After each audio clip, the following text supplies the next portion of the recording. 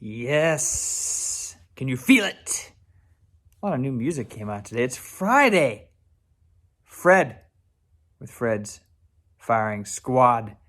Today, I get to jump into the new Fiona Apple. I cannot wait.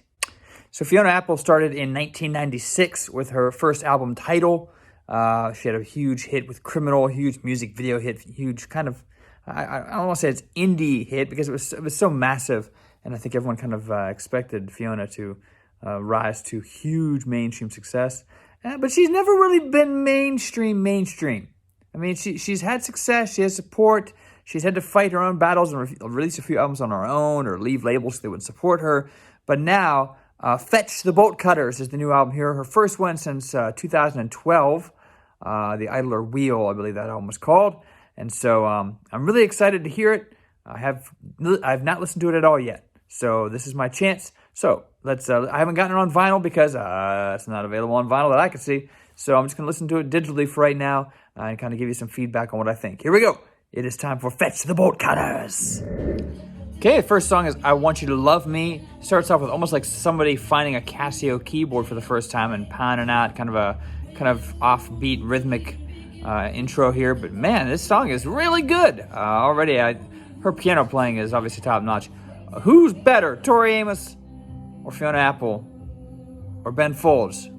Those are all three powerhouse piano players. I don't know. The answer is Elton John. No, I'm just kidding. But no, this first song it's got this very cool, seething rage underneath it almost. And this is a great tone setter for the album. Already, I love this.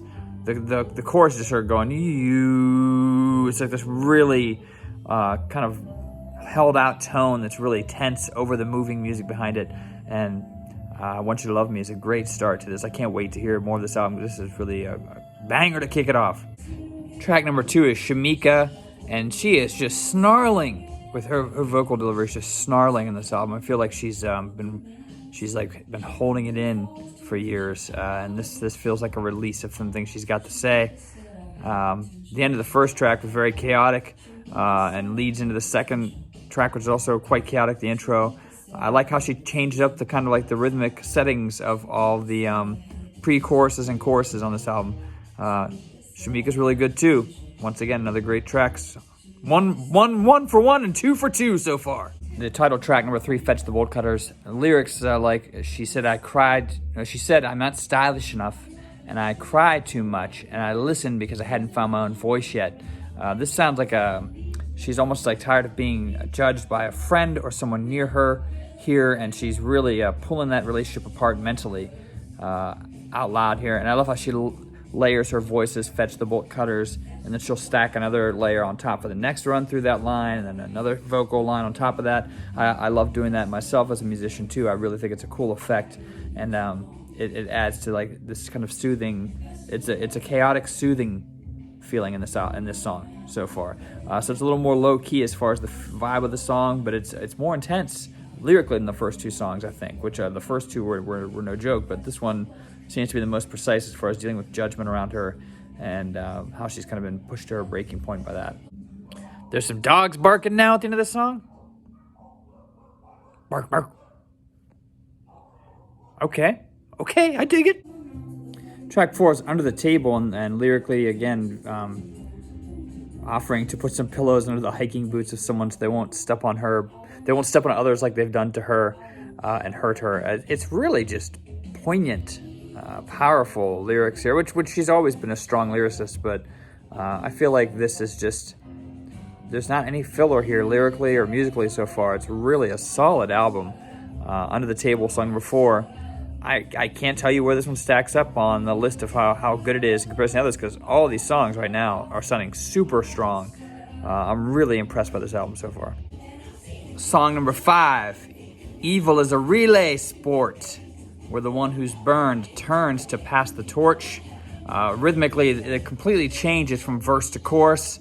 It's almost like carnivalesque during the verse, but then it's more swingy and bluesy during the choruses. Lyrically, sounds very much like she's taking apart our penchant for taking things that happen to us that are bad and then finding someone else to pass that hurt on to later. And that's true evil. There is how we pass on this cycle of harm to one another and judgment to one another. And Relay is completely different from the first 4 songs in the album as far as the style of it, I think, but lyrically it's right in that mode. It's right in that notch where she is right now. And she's really constructed so far. This could be like George Michael's Faith album, where like the first half is like, oh my God, and the second half is like, what did he do? But I don't think so. So far, this album feels extremely strong. Extraordinary Machine was where I really was in my happy space for Fiona, as far as like, I thought Extraordinary Machine was her best album, but this one so far definitely rivals that in music production and quality, and exceeds it so far lyrically. So I'm very impressed.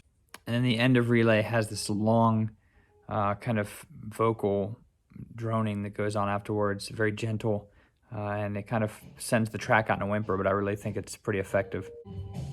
Rack of His has got some snarling going on and things like that. So far, this is the song that doesn't leave as much of an impact so far. I mean, it's not bad.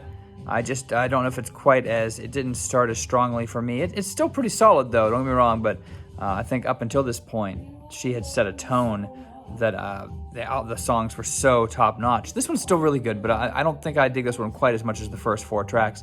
I really love her style because she has found the perfect balance of jazz fusion with pop sensibilities, because she does structure her songs in a very organic way. She doesn't mind sticking to a verse, chorus, bridge, verse, chorus thing, but she'll sprinkle in little elements of change, extra snare hits, or a different bass line, something in the background, a different vocal delivery to keep it fresh. So she has the jazz elements, and I think the progressions she uses are very jazz-based, but she's more of a pop singer, and that's why I've always appreciated her.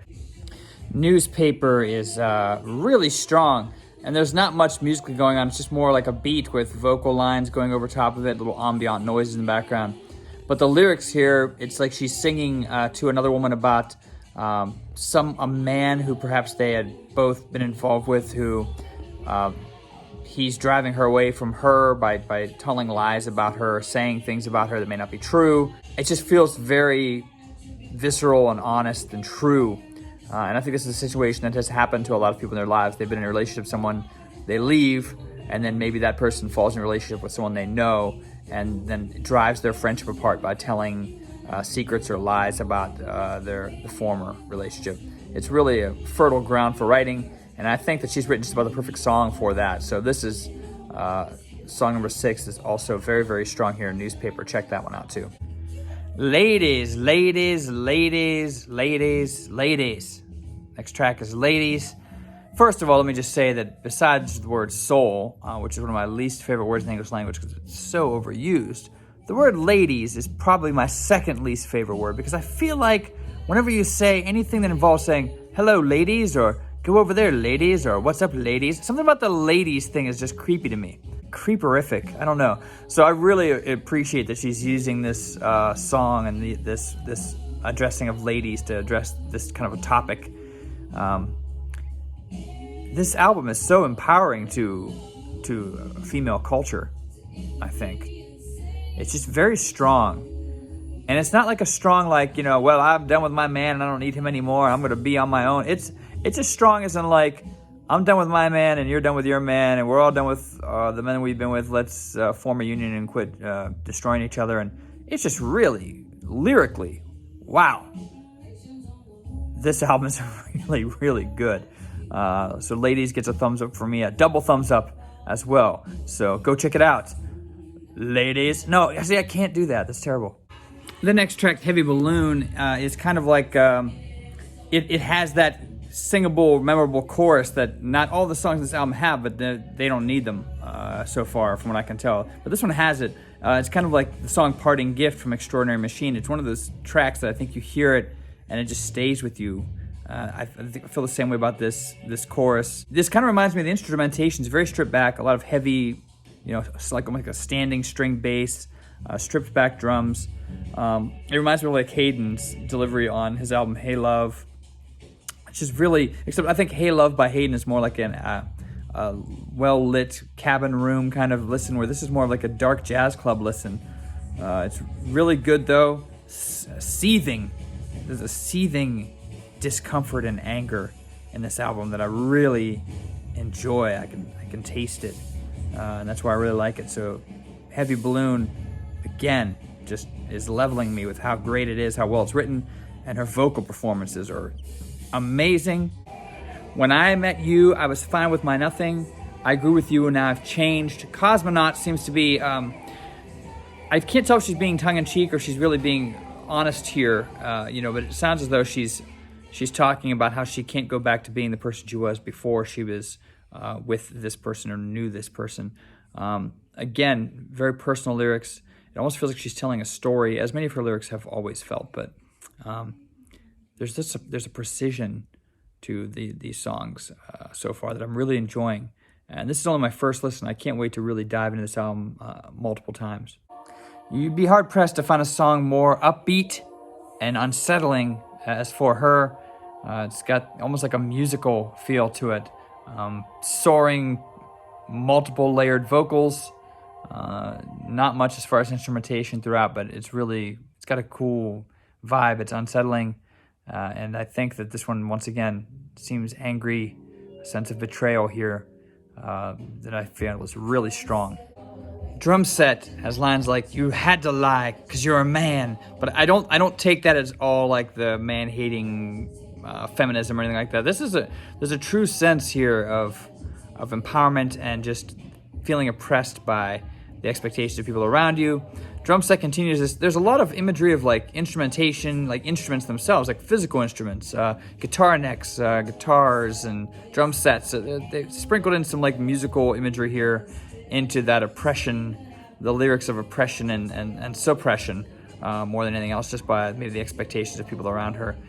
So that's interesting. If you had to trace that narrative and why those are so interwoven in here, that'd be interesting. But Drum Set is another strong song. I feel like the two songs previous to this had pretty strong, kind of like sing-songy choruses as well. This one doesn't have as strong of a chorus, but it's still really a good track. So Drum Set also getting thumbs up from me. On I Go, the last track on this album, has a kind of chanty, almost a Gregorian chant quality about it, repetitive lyrics, and I think it's supposed to just drive home the point of the album, this forward-moving, being unafraid. And I'm trying to talk a little slower because I feel like I've been talking very quickly during this review because I'm so excited about the album. But yeah, I feel like the last track is, it's not one of the stronger tracks in the album, but it's not bad. If this song was on the album, I don't think the point is reinforced by this song at all. So it's just kind of there, unlike almost everything else on the album. Okay, so that's pretty difficult. Fetch the Bolt Cutters is an album that I think is going to take multiple listens to understand how powerful and strong the album is. But I must tell you, after first listen, this album is this is a serious contender for one of the better albums I'm probably going to hear this year. Just after one listen, I can tell that. It's going to need multiple just to get the lyrical meaning, process it. The musical movements, everything about the song is about the album is very strong. I really think this is going to be, in retrospect, her strongest album thus far. It really is good. There was the song in the middle. There's one song in the middle that I think song number 5 I wasn't completely sold on. And the last track is not wonderful. But overall, I'm going to give this album a 97 out of 100. It's really, really an excellent album. I may even be rating it a little low there. But this has to be one of my favorite albums of the year by the end of the year, I'm sure. It's really strong. If you haven't heard Fiona Apple, make sure you fix that. And really, go hear Fetch the Bolt Cutters right now, because it's only available digitally. I'm hoping they put it on vinyl, because I want that. But it's just really solid, so go check it out. Maybe you won't like it as much, because that's just like my opinion, man. Fiona Apple.